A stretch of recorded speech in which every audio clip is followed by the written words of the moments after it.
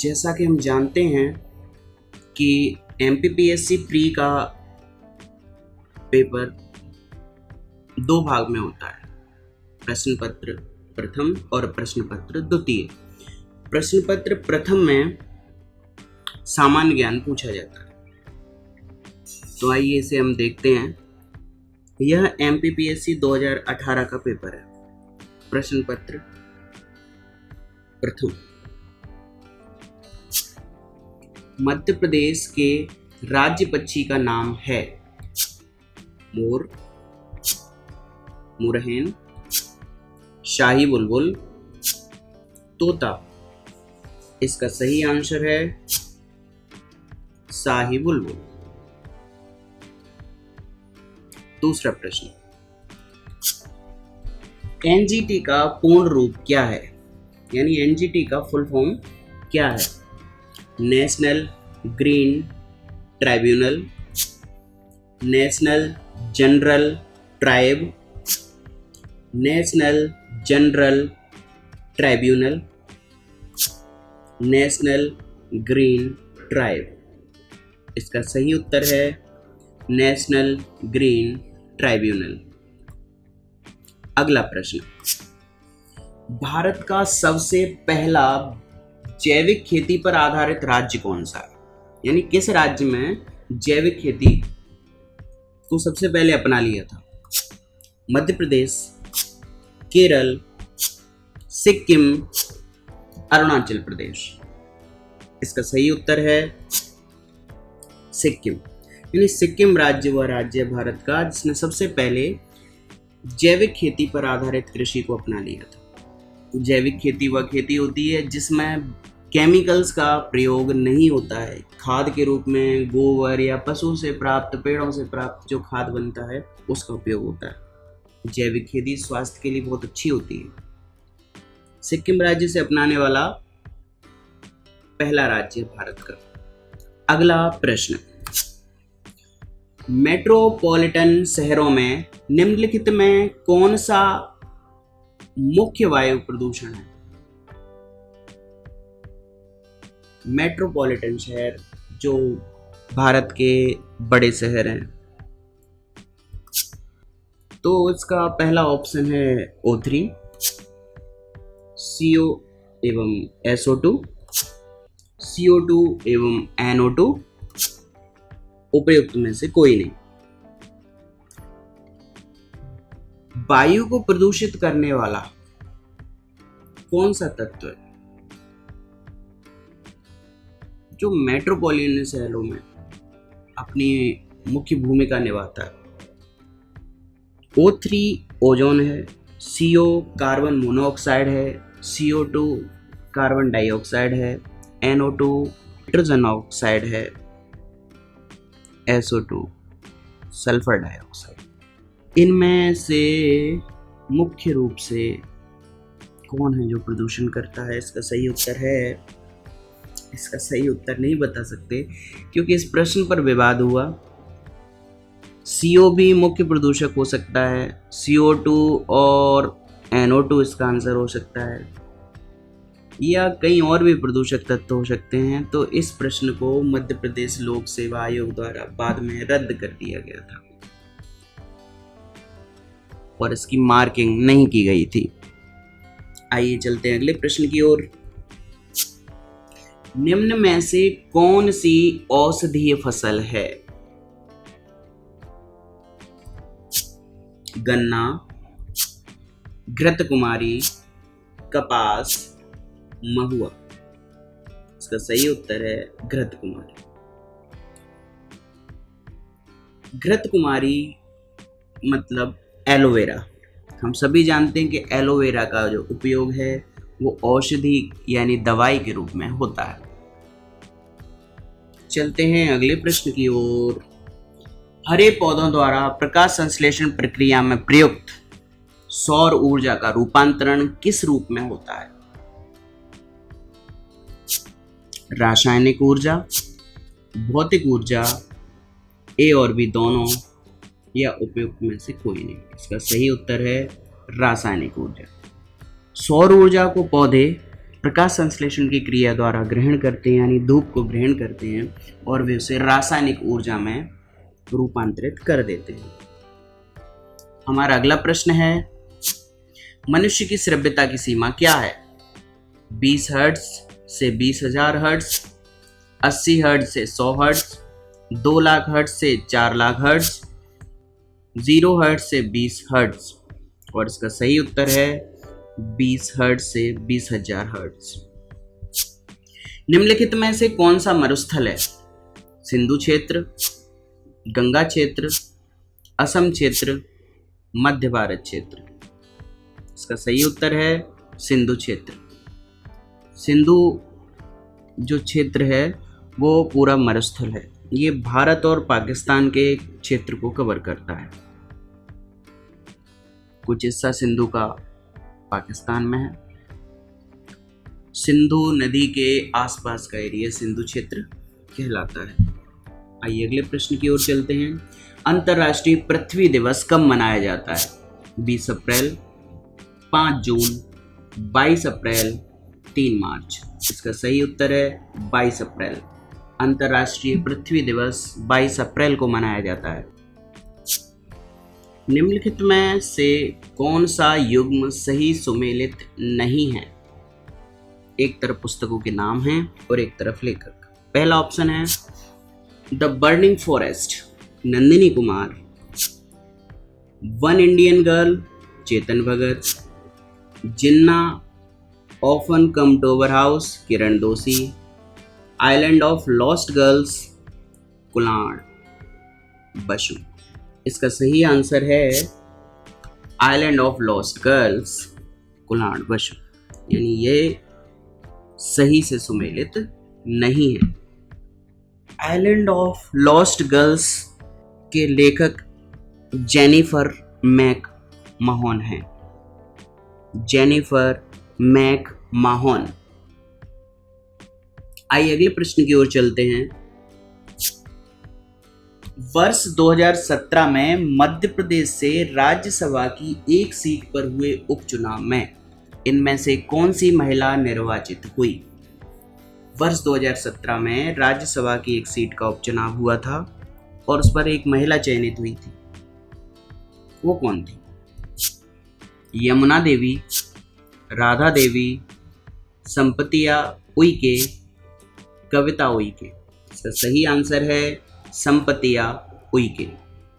अगला प्रश्न, जनवरी 2018 तक भारत और पाकिस्तान ने एक समझौते के तहत अपने नाभिकीय ठिकानों की सूची का कितनी बार आदान प्रदान किया है, जिनमें यह कहा गया है कि दोनों देश एक दूसरे के नाभिकीय ठिकानों पर हमला नहीं करेंगे?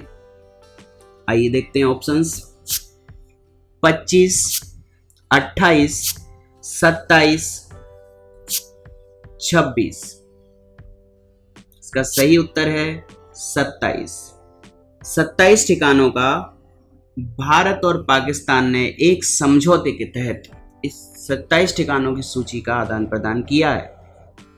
आइए अगले प्रश्न की ओर चलते हैं। विशाल सिक्का के स्थान पर इन्फोसिस का सीईओ किसे नियुक्त किया गया है?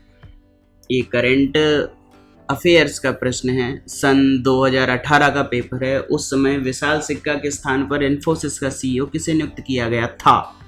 आइए प्रश्न देखते हैं। दीपक पारेख, सलिल पारेख, नंदिनी नीलेकनी, NR नारायण मूर्ति।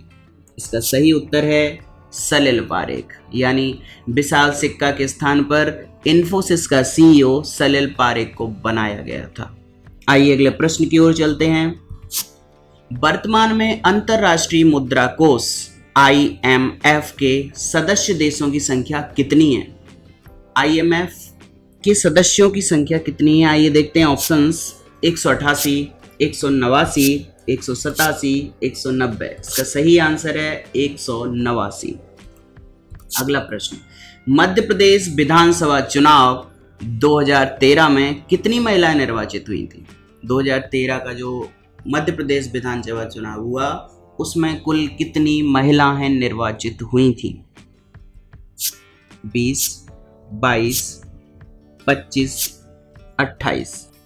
इस प्रश्न में कोई विवाद होने के कारण इसे मध्य प्रदेश लोक सेवा आयोग द्वारा हटा दिया गया था।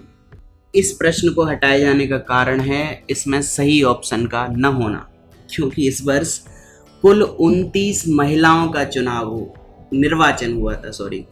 कुल 29 महिलाओं का निर्वाचन हुआ था और 29 ऑप्शन में नहीं दिया गया, इसलिए प्रश्न विवाद का विषय बना और इस प्रश्न को लोक सेवा आयोग द्वारा रद्द कर दिया गया। आइए अगले प्रश्न की ओर चलते हैं। मध्य प्रदेश राजकोषीय उत्तरदायित्व एवं बजट प्रबंधन अधिनियम किस वर्ष पारित किया गया?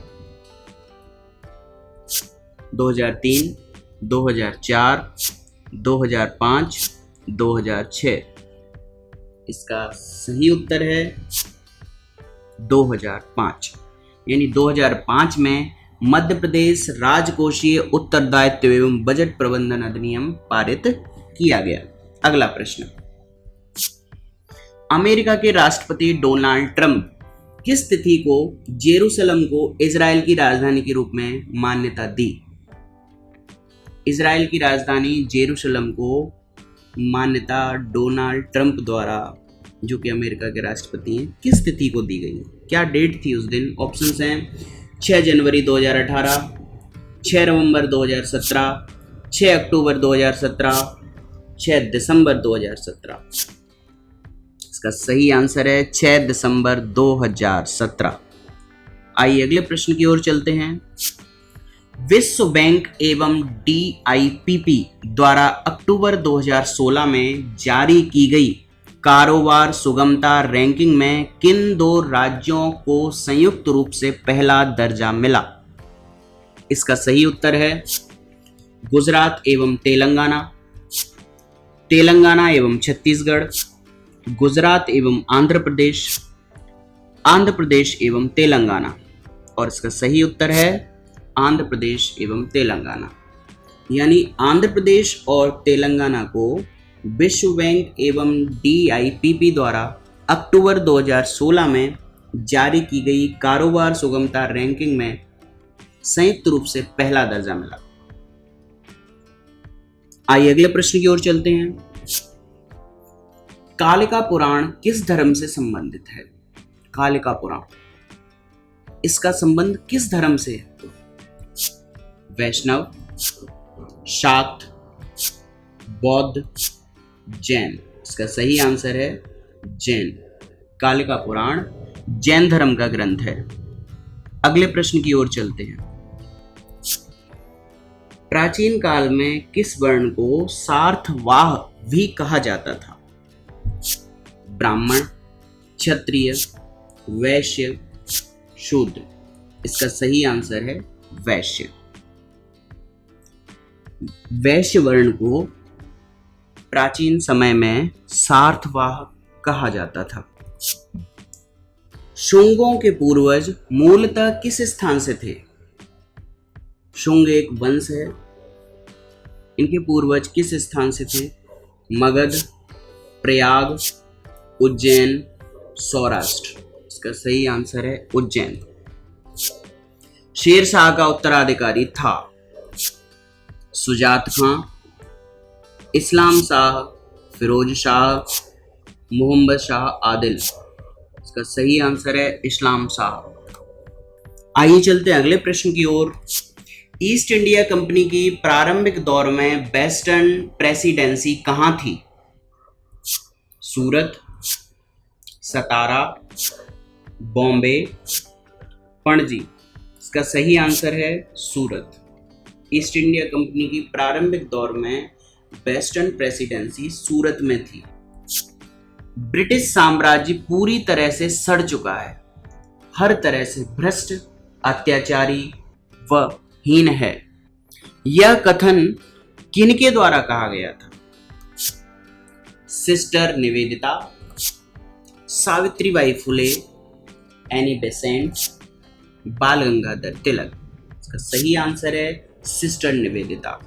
यानी ऐसा कहने वाली सिस्टर निवेदिता थी। अगला प्रश्न, भारत छोड़ो का नारा किसने दिया था? महात्मा गांधी, जवाहरलाल नेहरू, यूसुफ मेहर अली, अरुणा आसफ अली। यूसुफ मेहर अली इसका सही आंसर है। यूसुफ मेहर अली द्वारा भारत छोड़ो का नारा दिया गया था।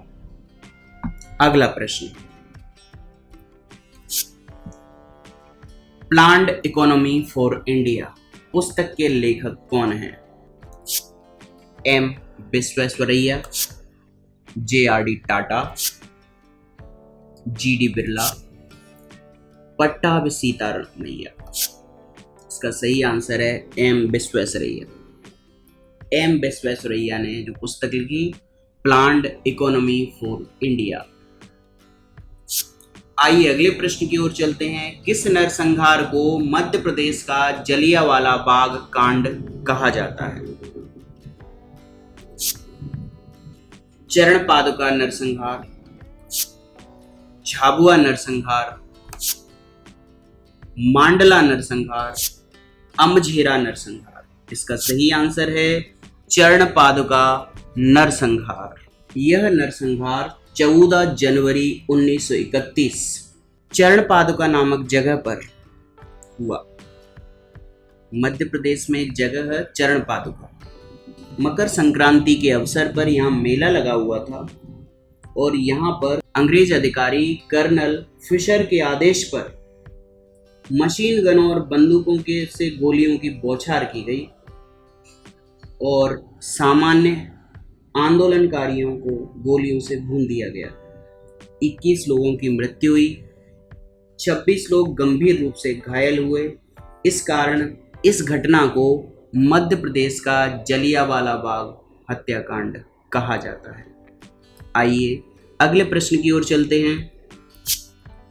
भारत की सबसे लंबी नदी है? Brahmaputra, Ganga, Godavari, Sindhu.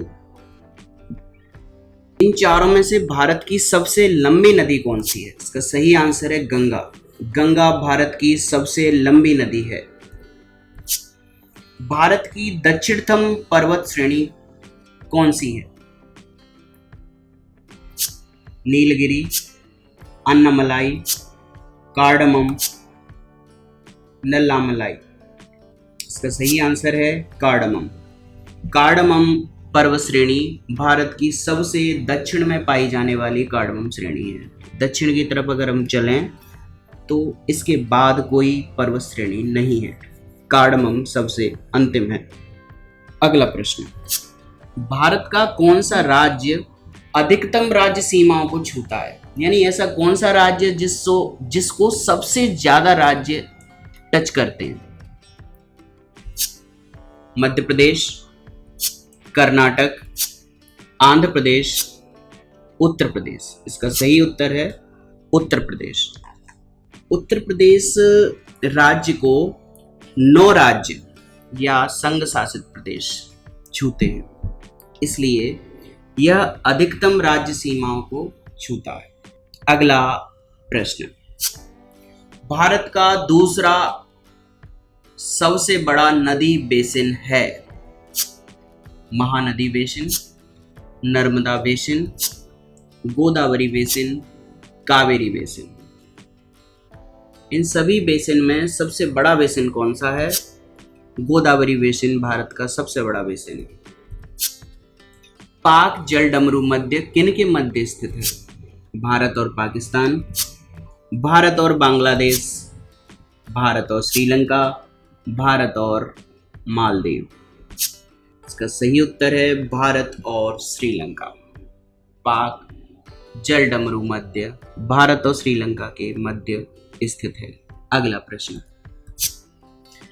Inter tropical convergence zone ITCZ एक निम्न वायुदाब पेटी स्थित है। व्यापारिक एवं पछुआ हवाओं की पेटी के मध्य, पछुआ एवं ध्रुवीय हवाओं की पेटी के मध्य, ध्रुवों के समीपवर्ती क्षेत्र में, भूमध्य रेखा पर। इसका सही आंसर है भूमध्य रेखा पर। इंटर ट्रॉपिकल कन्वर्जेंस जोन भूमध्य रेखा पर स्थित है। अगला प्रश्न,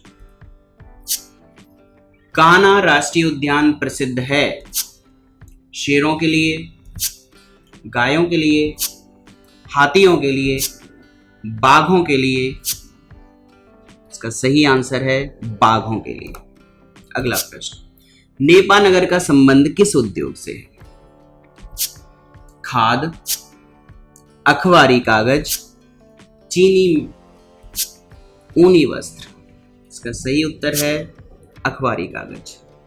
नेपानगर अखबारी कागज के लिए प्रसिद्ध है। मध्य प्रदेश के निम्नलिखित स्थान में से कौन सा एक 80 डिग्री पूर्वी देशांतर पर या उसके निकटतम स्थित है? जबलपुर, रीवा, पन्ना, कटनी। इसका सही आंसर है जबलपुर। अगला प्रश्न, मध्य प्रदेश में भावांतर भुगतान योजना किस क्षेत्र से संबंधित है? महिला विकास, कृषि, बाल विकास, उद्योग। इसका सही आंसर है कृषि।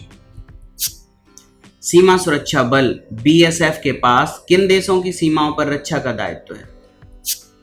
पाकिस्तान व नेपाल, पाकिस्तान भूटान, पाकिस्तान और बांग्लादेश, पाकिस्तान और चीन। सही आंसर है पाकिस्तान और बांग्लादेश। पाकिस्तान और बांग्लादेश के बॉर्डर सीमाओं पर भारत की बीएसएफ जवान काम करते हैं और उनका काम है सीमा की सुरक्षा करना। अगला प्रश्न, निम्नलिखित में से कौन मध्य प्रदेश के कार्यवाहक राज्यपाल नहीं रहे हैं? Justice ND Ojha, justice PV Dixit, justice GD Dixit, justice GP Singh. इसका सही आंसर है जस्टिस जीडी दीक्षित। भारतीय संविधान के किस अनुच्छेद के तहत राज्यपाल को विधानमंडल के विश्रांति काल में अध्यादेश प्रख्यापित करने की शक्ति प्राप्त है? इसका ऑप्शन 155, 156, 212, 213। इसका सही आंसर है 213। अनुच्छेद 213 के तहत राज्यपाल को विधानमंडल के विश्रांति काल में अध्यादेश प्रख्यापित करने की शक्ति प्राप्त है। अर्थात विश्रांति काल जब विधानसभा नहीं चल रही हो तब राज्यपाल अनुच्छेद 213 के तहत अध्यादेश जारी कर सकता है। अगला प्रश्न, वर्ष 2011-12 से 2015-16 तक मध्य प्रदेश की सकल राज्य घरेलू उत्पाद जीएसडीपी में वृद्धि दर रही है 11.09%, 15.09%, 16.09%, 17.09%। इस प्रश्न को भी मध्य प्रदेश लोक सेवा आयोग द्वारा रद्द कर दिया गया विवाद के कारण, क्योंकि सही ऑप्शन इनमें नहीं है। अगला प्रश्न, स्वतंत्र भारत में प्रथम बार संसदीय सचिव का पद किस वर्ष सृजित किया गया? पहली बार संसदीय सचिव कब बनाया गया? 1951, 1952, 1957, 1962। इसका सही उत्तर है 1951। निम्नलिखित में से कौन सा सही सुमेलित नहीं है? भारतीय संविधान और संबंधित राज्य का अनुच्छेद। 1971 का नागालैंड, 1971 ख असम, 371 का नागालैंड, 371 ख असम, 371 ग मेघालय, 371 घ आंध्र प्रदेश। इसका सही उत्तर है 371 घ आंध्र प्रदेश। 371 घ आंध्र प्रदेश से संबंधित नहीं है। आइए चलते हैं अगले प्रश्न की ओर। लोकसभा में अनुसूचित जाति के लिए आरक्षित स्थानों की संख्या कितनी है? 59, 69, 79, 84। इसका सही उत्तर है 84। लोकसभा में अनुसूचित जाति यानी एससी वर्ग के लिए 84 सीटें आरक्षित हैं। अगला प्रश्न,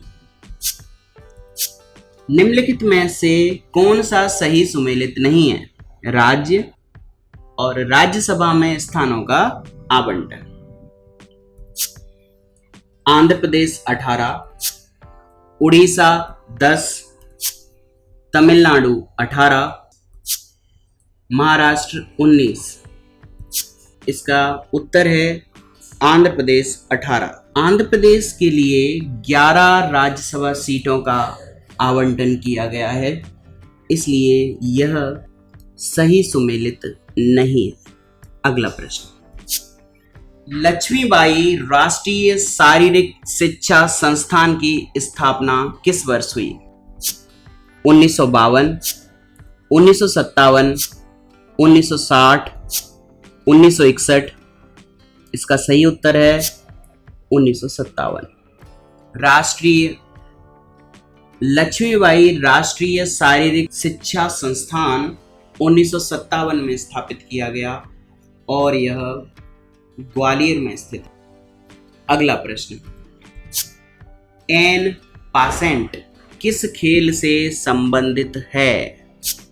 बिलियर्ड्स, स्नूकर, कैरम, शतरंज। इसका सही आंसर है शतरंज। अगला प्रश्न, प्रथम राजीव गांधी खेल रत्न पुरस्कार किसे प्रदान किया गया? विश्वनाथन आनंद, गीत सेठी, सचिन तेंदुलकर, धनराज पिल्लै। इसका सही उत्तर है विश्वनाथन आनंद। विश्वनाथन आनंद को पहली बार राजीव गांधी खेल रत्न पुरस्कार दिया गया। अगला प्रश्न, लिब्रो किस खेल से संबंधित है? Kabaddi, kho kho, basketball, volleyball. इसका सही उत्तर है वॉलीबॉल। इसका सही उत्तर है वॉलीबॉल। वॉलीबॉल में एक खिलाड़ी को लिब्रो कहा जाता है, एक विशेष प्रकार के खिलाड़ी को, जो कि मैदान में दूसरे खिलाड़ी को रिप्लेस करता है। अगला प्रश्न, प्रथम बार 1985 में द्रोणाचार्य पुरस्कार प्राप्तकर्ता कौन थे? O.M. नाम्बियार, ओम प्रकाश भारद्वाज, B.B. भागवत, उपयुक्त सभी। इसका सही उत्तर है उपयुक्त सभी। 1985 में इन सभी को द्रोणाचार्य पुरस्कार दिया गया था। अगला प्रश्न, मैराथन रेस की दूरी कितनी होती है? 21 मील 385 गज, 25 मील 385 गज, 26 मील 385 गज, 42 किलोमीटर। इसका सही उत्तर है 26 मील 385 गज। अगला प्रश्न, किस भारतीय खिलाड़ी ने ओलंपिक में स्वर्ण पदक जीता है? करंट का प्रश्न है, पेपर सन 2018 का है। 2018 के संदर्भ में हमें सोचना होगा कि किस भारतीय खिलाड़ी ने ओलंपिक में स्वर्ण पदक जीता था। इसका ऑप्शन है गगन नारंग, राज्यवर्धन सिंह राठौर, अभिनव बिंद्रा, सुशील कमा। उत्तर है अभिनव बिंद्रा। अगला प्रश्न, राष्ट्रीय खेल दिवस किस दिन मनाया जाता है? 19 सितंबर, 14 नवंबर, 29 अगस्त, 29 जुलाई। इसका सही उत्तर है 29 अगस्त। वह खिलाड़ी कौन है जिसे अर्जुन पुरस्कार, द्रोणाचार्य पुरस्कार, राजीव गांधी खेल रत्न व पद्म श्री सभी प्रदान किया गया है? इसके ऑप्शन हैं अभिनव बिंद्रा, सचिन तेंदुलकर, प्रकाश पादुकोण, फुलेला गोपीचंद। इसका उत्तर है फुलेला गोपीचंद। फुलेला गोपीचंद एक ऐसे खिलाड़ी हैं जिन्हें अर्जुन पुरस्कार भी मिला है, द्रोणाचार्य पुरस्कार भी मिला है और राजीव गांधी खेल रत्न और पद्मश्री चारों पुरस्कार मिले हुए। अगले प्रश्न की ओर बढ़ते हैं। मध्य प्रदेश की निम्नलिखित में से कौन सी घाटी भ्रंश घाटी नहीं है? सोन घाटी, नर्मदा घाटी, ताप्ती घाटी, चंबल घाटी। इसका सही उत्तर है चंबल घाटी। आइए चलते हैं अगले प्रश्न की ओर। मध्य प्रदेश का सर्वोच्च शिखर धूपगढ़ स्थित है? सतपुड़ा श्रेणी में, महादेव श्रेणी में, मैकाल श्रेणी में, विंध्याचल श्रेणी में। इसका सही उत्तर है, इस प्रश्न को मध्य प्रदेश लोक सेवा आयोग द्वारा रद्द कर दिया गया विवाद के कारण, क्योंकि सही उत्तर इसमें नहीं है। अगला प्रश्न, निम्नलिखित में से कौन सी नदी चंबल में नहीं मिलती? क्षिप्रा, काली सिंध, बेतवा, पार्वती। इसका सही उत्तर है बेतवा। बेतवा नदी चंबल नदी की सहायक नदी नहीं है।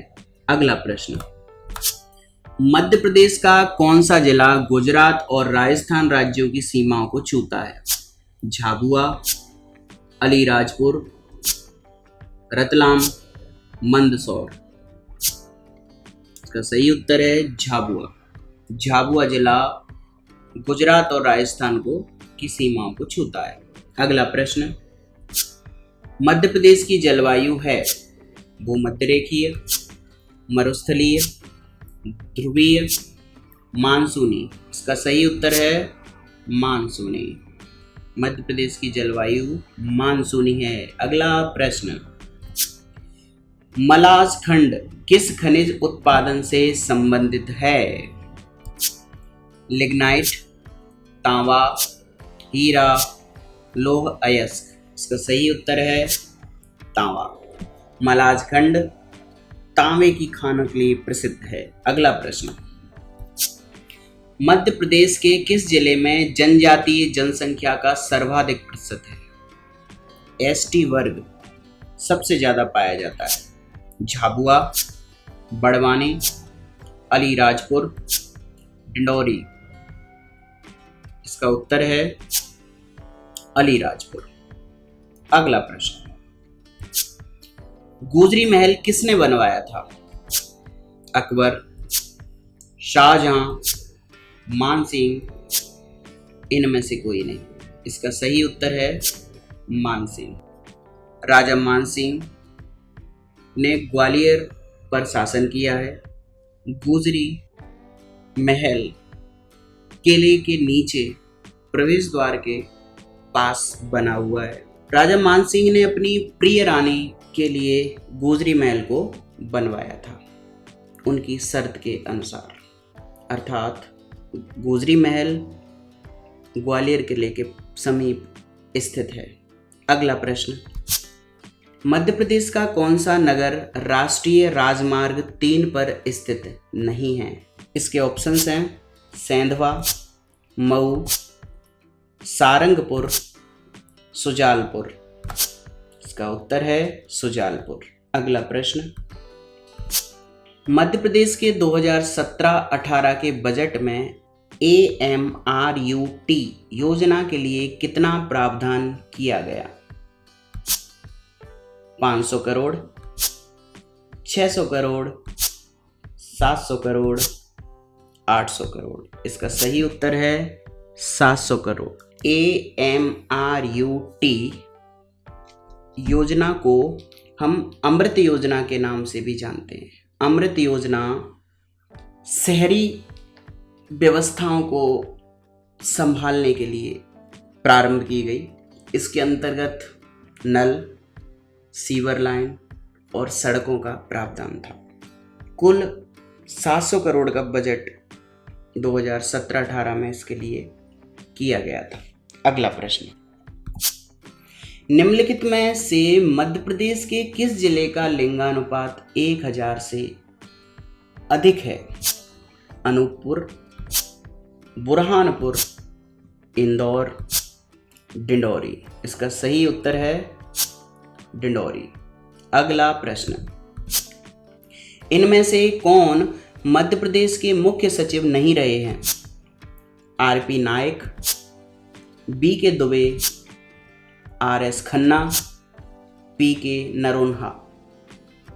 सही उत्तर है पी के नरोन्हा। अगला प्रश्न, मध्य प्रदेश जिला योजना समिति अधिनियम किस वर्ष पारित किया गया? 1997, 1995, 1993, 1991। इसका सही उत्तर है 1995। मध्य प्रदेश जिला योजना समिति अधिनियम 1995 में पारित किया गया। तेजस्विनी ग्रामीण महिला सशक्तिकरण कार्यक्रम, इसको वित्तीय सहयोग प्रदान करने वाला संगठन कौन सा है? IMF, IFC, IFAD, IIMA। सही उत्तर है IFAD। अगला प्रश्न, मध्य प्रदेश में मुख्यमंत्री ग्राम सड़क योजना कब प्रारंभ हुई? 2008-9, 2009-10, 2010-11, 2011-12। इसका सही उत्तर है 2010-11। 2010-11 में मध्य प्रदेश में मुख्यमंत्री ग्राम सड़क योजना प्रारंभ की गई थी। अगला प्रश्न, MP incubation and startup policy किस वर्ष से लागू की गई?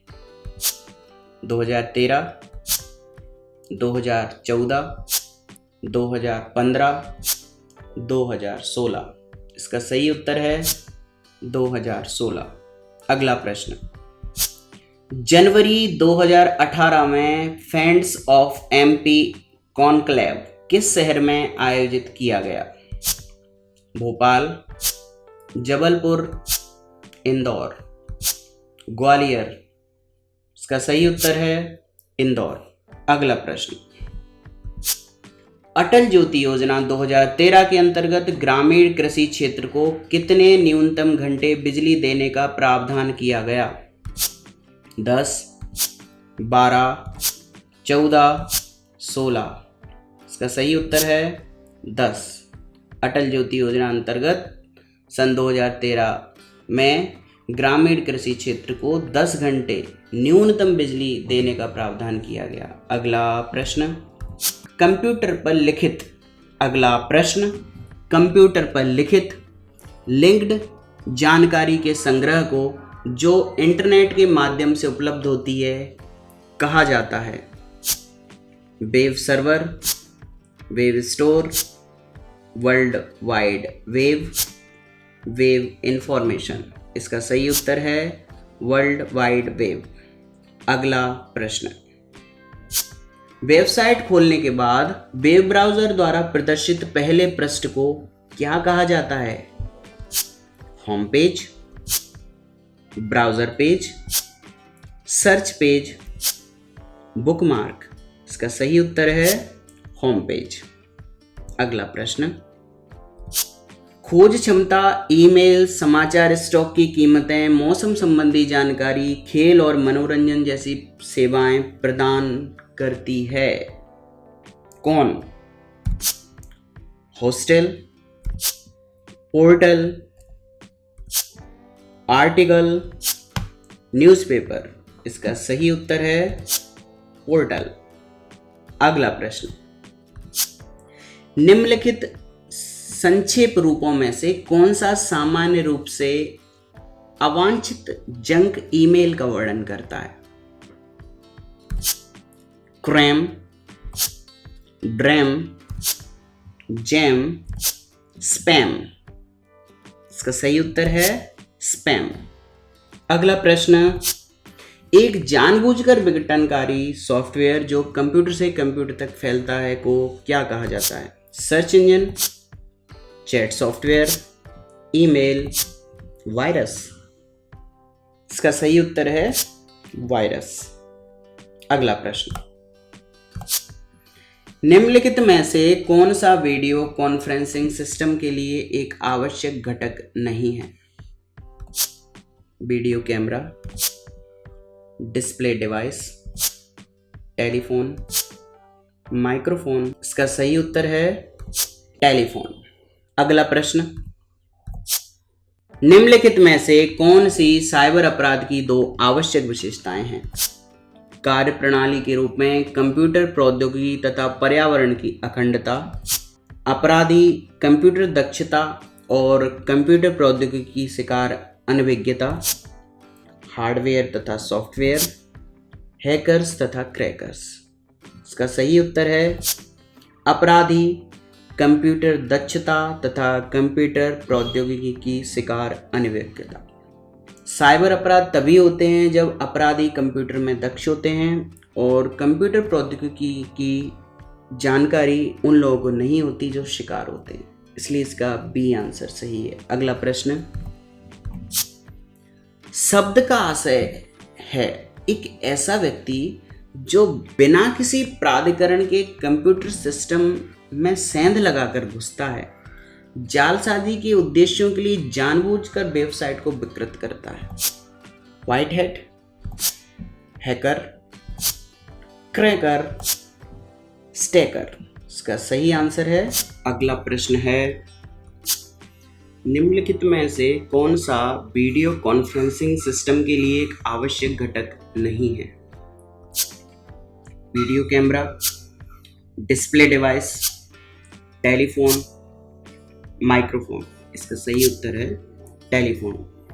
वीडियो कॉन्फ्रेंसिंग में टेलीफोन की जरूरत नहीं होती है। अगला प्रश्न, निम्नलिखित में से कौन सी साइबर अपराध की दो आवश्यक विशेषताएं हैं? कार्यप्रणाली के रूप में कंप्यूटर प्रौद्योगिकी तथा पर्यावरण की अखंडता, अपराधी कंप्यूटर दक्षता तथा कंप्यूटर प्रौद्योगिकी की शिकार अनभिज्ञता, हार्डवेयर तथा सॉफ्टवेयर, हैकर्स तथा क्रैकर्स।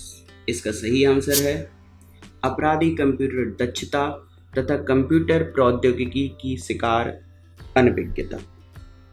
साइबर अपराध में अपराधी कंप्यूटर में दक्ष होते हैं और जो शिकार होते हैं वो कंप्यूटर प्रौद्योगिकी से अनभिज्ञ होते हैं, तभी साइबर अपराध हो पाते हैं। अगला प्रश्न, शब्द जो नीचे दिए गए हैं इनमें से किसका आशय है कि एक ऐसा व्यक्ति जो बिना किसी प्राधिकरण के कंप्यूटर सिस्टम में सेंध लगाकर घुसता है, जालसाजी के उद्देश्यों के लिए जानबूझकर वेबसाइट को विकृत करता है। White hat, hacker, cracker, stacker. इसका सही उत्तर है क्रैकर। अगला प्रश्न, जब किसी वेबसाइट के ग्राहक नकली नेटवर्क यातायात के बाढ़ के कारण इसे एक्सेस करने में असमर्थ होते हैं तो इसे निम्नलिखित में से किस प्रकार से जाना जाता है? Virus, Trojan horse, cracking, denial of service attack. इसका सही आंसर है डिनायल ऑफ सर्विस अटैक। अनुसूचित जाति और अनुसूचित जनजाति अत्याचार निवारण अधिनियम 1989 के अंतर्गत किस धारा में आर्थिक बहिष्कार को परिभाषित किया गया है? इसके ऑप्शन हैं धारा 2 ख, धारा 2 ख ग, धारा 2 ख च, धारा 2 ख छ। इसका सही उत्तर है धारा 2 ख ग। अगला प्रश्न, अनुसूचित जाति और अनुसूचित जनजाति अत्याचार निवारण अधिनियम 1989 की निम्नलिखित में से किस धारा में अग्रिम जमानत प्रतिबंधित है? धारा 22, धारा 20, धारा 18, धारा 16। इसका सही उत्तर है धारा 18। यानी धारा 18 कहती है कि इस अधिनियम के लागू होने पर अग्रिम जमानत नहीं हो सकती। अगला प्रश्न, अनुसूचित जाति और अनुसूचित जनजाति अधिनियम 1995 की निम्नलिखित में से किस धारा के अंतर्गत वार्षिक रिपोर्ट के लिए सामग्री का उपबंध किया गया है? धारा 18, धारा 20, धारा 22, धारा 24। इस प्रश्न को मध्य प्रदेश लोक सेवा आयोग द्वारा रद्द कर दिया गया था। अगला प्रश्न, अनुसूचित जाति और अनुसूचित जनजाति अत्याचार निवारण अधिनियम 1989 के अंतर्गत कोई भी व्यक्ति जो अनुसूचित जाति या अनुसूचित जनजाति का सदस्य नहीं है, जादू टोना करने या डायन होने के अभिकथन पर अनुसूचित जाति या अनुसूचित जनजाति के सदस्य को शारीरिक हानि पहुंचाएगा या मानसिक यंत्रणा देगा, वह किस अवधि के कारावास से दंडित होगा? जिसकी अवधि 6 माह से कम की नहीं होगी किंतु जो 5 वर्ष तक की हो सकेगी, और जुर्माने से। जिसकी अवधि 6 माह से कम की नहीं होगी और जुर्माने से। जिसकी अवधि 1 वर्ष की होगी और जुर्माने से। जिसकी अवधि 5 वर्ष की होगी और जुर्माने से। इसका सही उत्तर है जिसकी अवधि 6 माह से कम की नहीं होगी किंतु जो 5 वर्ष तक की हो सकेगी और जुर्माने से। अगला प्रश्न, अनुसूचित जाति और अनुसूचित जनजाति अत्याचार निवारण अधिनियम 1989 में कुल कितनी धाराएं हैं? 18, 22, 23, 27। इसका सही उत्तर है 23। अगला प्रश्न, सिविल अधिकार संरक्षण अधिनियम 1955 की निम्नलिखित में से किस धारा के अंतर्गत सामूहिक जुर्माना अधिरोपित करने की राज्य सरकार की शक्ति का उपबंध किया गया है? धारा 10, धारा 10 क, धारा 14, धारा 14 क। इसका सही उत्तर है धारा 10 क। धारा 10 क में सामूहिक जुर्माना अधिरोपित करने की राज्य सरकार की शक्ति का उपबंध किया गया है।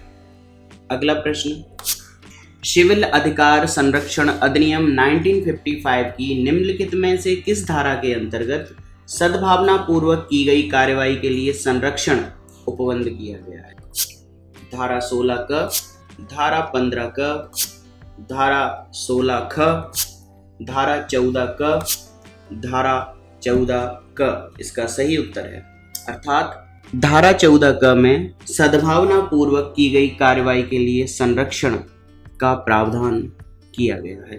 अगला प्रश्न, सिविल अधिकार संरक्षण अधिनियम 1955 की निम्नलिखित में से किस धारा के अंतर्गत कंपनियों द्वारा अपराध का उपबंध किया गया है? इसका मतलब कौन सी धारा में कंपनियों के द्वारा किए गए अपराध को परिभाषित किया गया है?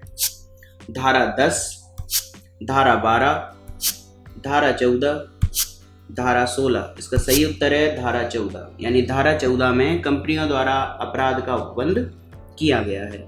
अगला प्रश्न, सिविल अधिकार संरक्षण अधिनियम 1955 का विस्तार है संपूर्ण भारत पर, जम्मू कश्मीर राज्य को छोड़कर संपूर्ण भारत, केंद्र शासित प्रदेशों पर, केवल जम्मू और कश्मीर राज्य। इसका सही उत्तर है संपूर्ण भारत पर। अगला प्रश्न,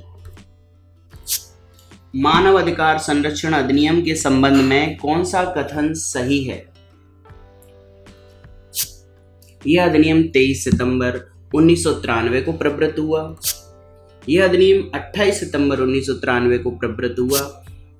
यह अधिनियम 23 सितंबर 1995 को प्रवृत्त हुआ।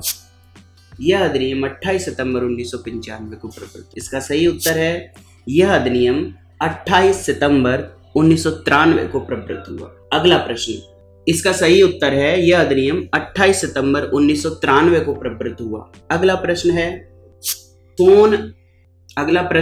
कौन राष्ट्रीय मानव अधिकार आयोग का पदेन सदस्य नहीं है? राष्ट्रीय अल्पसंख्यक आयोग का अध्यक्ष, राष्ट्रीय विधि आयोग का अध्यक्ष, राष्ट्रीय अनुसूचित जाति एवं जनजाति आयोग का अध्यक्ष, राष्ट्रीय महिला आयोग का अध्यक्ष, भारतीय विधि आयोग का अध्यक्ष। इसका सही आंसर भारतीय विधि आयोग का अध्यक्ष राष्ट्रीय मानवाधिकार आयोग का पदेन सदस्य नहीं होता है, बाकी सभी इसके पदेन सदस्य होते हैं। अगला प्रश्न है, राष्ट्रीय मानवाधिकार आयोग के सदस्यों की पदावधि पदग्रहण की तारीख से होती है 5 वर्ष तक या 65 वर्ष की आयु प्राप्त कर लेने तक, 5 वर्ष तक या 70 वर्ष की आयु प्राप्त कर लेने तक, 6 वर्ष या 65 वर्ष की आयु प्राप्त कर लेने तक, 6 वर्ष या 70 वर्ष की आयु प्राप्त कर लेने तक। इसका सही आंसर है 5 वर्ष तक या 70 वर्ष की आयु प्राप्त कर लेने तक, अर्थात चयन होने पर 5 वर्ष तक वो सदस्य बना रहेगा या फिर 70 वर्ष की आयु प्राप्त कर लेने तक। यदि 5 वर्ष से पूर्व वह 70 वर्ष की आयु का हो जाता है तो उसे उस पद से हटा दिया जाएगा। राष्ट्रीय मानवाधिकार आयोग के सदस्यों की पद ग्रहण की जो आयु है वो इस नियम द्वारा निर्धारित होती है। अगला प्रश्न, भारतीय दंड संहिता की धारा 175, धारा 178, धारा 179, धारा 180 या धारा 228 में वर्णित अपराध के संदर्भ में मानवाधिकार आयोग को समझा जाता है? आपराधिक न्यायालय, सिविल न्यायालय, रेवेन्यू न्यायालय, उपयुक्त में से कोई नहीं। इसका सही उत्तर है सिविल न्यायालय। इन धाराओं में धारा 175, धारा 178, धारा 179, धारा 180 तथा धारा 228, इनमें जितने अपराध होते हैं उनके लिए मानवाधिकार आयोग सिविल न्यायालय का काम करता है। अगला प्रश्न है, सशस्त्र बलों के सदस्यों द्वारा मानवाधिकारों के अतिक्रमण की शिकायत के बारे में आयोग स्वप्रेरणा से या किसी अर्जी की प्राप्ति पर स्वयं जांच करेगा, जांच करने हेतु संबंधित पुलिस अधिकारियों को निर्देशित कर सकेगा, केंद्रीय सरकार से रिपोर्ट मांग सकेगा, उपयुक्त में से कोई नहीं। इसका सही उत्तर है केंद्रीय सरकार से रिपोर्ट मांग सकेगा। अर्थात सशस्त्र बल के सदस्यों द्वारा मानव अधिकारों का अतिक्रमण होता है तो मानव अधिकार आयोग केंद्रीय सरकार से रिपोर्ट मांग सकता है। अगले प्रश्न की ओर चलते हैं। राज्य मानव अधिकार आयोग में सदस्य के रूप में उच्च न्यायालय का कोई आसीन न्यायाधीश या कोई आसीन जिला न्यायाधीश किसके परामर्श के पश्चात नियुक्त किया जा सकता है? राज्यपाल से, संबंधित राज्य के उच्च न्यायालय के मुख्य न्यायाधीश से, भारतीय उच्चतम न्यायालय के मुख्य न्यायाधीश से, राष्ट्रपति से। इसका सही उत्तर है संबंधित राज्य के उच्च न्यायालय के मुख्य न्यायाधीश से। यानी किसी राज्य मानवाधिकार आयोग में सदस्य के रूप में उच्च न्यायालय का कोई आसीन न्यायाधीश या कोई आसीन जिला न्यायाधीश अगर पदस्थ किया जाना है तो उस राज्य से संबंधित जो उच्च न्यायालय यानी हाई कोर्ट है उसके मुख्य न्यायाधीश के परामर्श के बाद उस न्यायाधीश को नियुक्त किया जा सकता है। अगला प्रश्न, राज्य आयोग के अध्यक्ष के पद पर हुई रिक्ति की दशा में किसी एक सदस्य को अध्यक्ष के रूप में कार्य करने के लिए प्राधिकृत करने की शक्ति किसके पास है?